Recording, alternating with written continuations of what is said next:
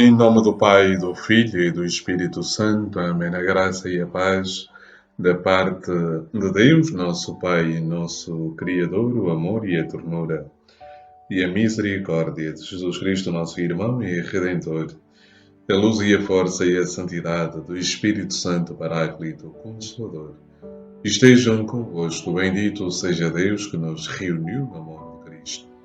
Caríssimos irmãos e irmãs, sejam todos muito bem-vindos ao programa Palavra para o Teu Dia da Comunidade Lux Divina. Aí onde está, na circunstância concreta do seu dia, com ideias claras e distintas, ore comigo, ore conosco, ao Deus da vida, ao Senhor que dá sentido à nossa existência, ao Senhor que era, que é e que há de vir. Oremos. Deus eterno e omnipotente, rico em graça e em misericórdia, derramai abundantemente sobre cada um de nós a vossa bênção, a vossa graça, a vossa unção, e fazei com que a nossa vida seja cada vez mais conforme ao Evangelho. Despertai em nós gestos e atitudes concretas que revelem a presença de Cristo em nós. Glória ao Pai, e ao Filho, e ao Espírito Santo, assim como era no princípio, agora e sempre. Amém. Caríssimos irmãos e irmãs, o Evangelho deste dia, extraído de São Mateus, capítulo 12, versículos de 38 a 42. Naquele tempo intervieram, então, alguns escribas e fariseus que lhe disseram: Mestre, queremos ver um sinal feito por ti. E ele respondeu-lhes: Geração má e adúltera, reclama um sinal, mas não lhe será dado outro sinal, a não ser o do profeta Jonas.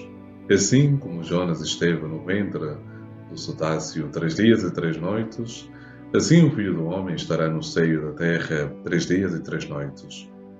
Os ninivitas hão de ressuscitar no dia do juízo com esta geração e condená-la, porque fizeram penitência ao ouvir a pregação de Jonas. Ora, está aqui alguém que é maior que Jonas. A rainha do sul erguer-se-á no dia do juízo com esta geração e condená-la, porque veio dos confins da terra para ouvir a sabedoria de Salomão. Ora, está aqui alguém que é maior que Salomão. Palavra da salvação. Glória a vós, Senhor, por este santo Evangelho. Perdoai-nos, Senhor. A alegria do Senhor é a nossa força.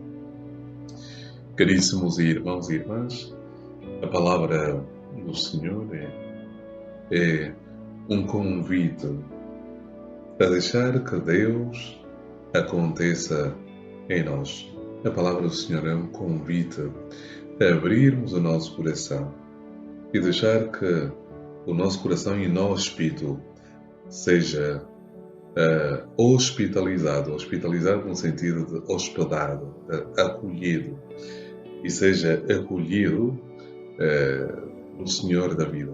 O mesmo Senhor que no livro do Apocalipse, no capítulo 3, versículo 20, diz de maneira clara: Eis que estou à porta e bato, se alguém abrir, entrarei e cearei com ele. Esse mesmo Senhor que constantemente vem despertar em ti essa consciência de que Deus é o Senhor da vida, de que Deus é o Senhor que rege o tempo e a eternidade. Esta palavra, caro irmão e cara irmã, é um convite a mudarmos a nossa postura, muitas vezes altiva, é um convite a mudarmos e acreditarmos de verdade na palavra do Senhor.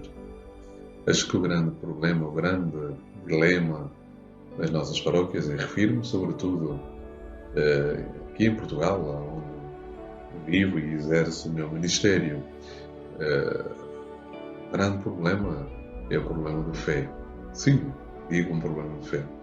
Porque muitas coisas acontecem ou deixam de acontecer por esta simples questão, simples maneira de dizer, é por falta de fé, muitas vezes. Então o Senhor quer que eu, que tu, que nós possamos descobrir este caminho de fé. É um caminho que partimos de nós, mas que precisamos ir ao encontro do Senhor da vida. Pensemos, a fé é sempre resposta ao apelo, ao chamamento, à intervenção de Deus na nossa história. A fé é apenas a resposta. Quem é o primeiro interveniente, quem é o primeiro a agir, é o próprio Senhor. Jesus age primeiramente. E Ele hoje quer que nós compreendamos isto, quantas vezes o mundo precisa e pede sinais de Deus e pede sinais, manifestações visíveis de Deus. E quantas vezes dizemos, se Deus existe, porque é que uma criança adoece? Se Deus existe, porque é que alguém morre num acidente? Se Deus existe, porque é que existem guerras? Porque é que há injustiças? Se Deus existe, porque é que o mundo caminha numa direção da autodestruição? Quer irmão e quer irmã, Deus existe. Deus existe. E Deus existe em tudo isto que acabamos de enumerar. Existe no meio das guerras, existe no meio das tribulações. Deus existe aí onde o homem pode contar também com Ele. Mas Deus existe no desespero da criança que no leito padece. Deus existe no idoso que está diante dos combates e do jovem que perde a própria vida em frente aos combates. Deus existe onde a vulnerabilidade, ou seja, a fragilidade, consome e toma posse da pessoa humana. Deus existe ali também. Deus existe na singularidade e na complexidade de cada um. Deus existe para dizer que nós somos feitos por amor e para amar. E, portanto, não podemos existir senão por amor e para amar. E a palavra do Senhor deste dia coloca-nos dois exemplos concretos. Primeiro, Jonas, um homem que sofreu, um homem que primeiramente foi abençoado por Deus, mas um homem que sofreu, um homem que padeceu, um homem que perdeu. E, no entanto, continua a confiar. Como não recordar a leitura de ontem, Gênesis capítulo 18, versículos de 1 a 10, em que Abraão foi visitado por três seres que a tradição da Igreja, os passos da Igreja e os escritores eclesiásticos atribuíram esta presença, esta tríplice visita, senão como a presença do próprio Deus. E aqui aproveitamos para perceber então que esta presença de Deus, que é uma bênção verdadeira, percebemos que Jonas foi abençoado por Deus e posteriormente perdeu tudo o que tinha, mas foi recompensado. E lembrei-me da leitura de ontem de Abraão porque é a questão da justa retribuição, ou seja, Deus prometeu e cumpriu. Portanto, caro irmão e cara irmã, assim como Jonas esteve 3 dias, Jesus aqui faz alusão e prefigura aquilo que acontecerá com ele, com a sua morte e ressurreição. Mas ao mesmo tempo, do exemplo da rainha de Sabá, que vai ao encontro da sabedoria de Salomão. Mas Cristo é a sabedoria encarnada, já nos diz toda a tradição patrística, e depois São Luís Maria de Montfort, também inspirado por São João Eude, também vai tomar esta categoria e vai usar. Mas Cristo é a sabedoria.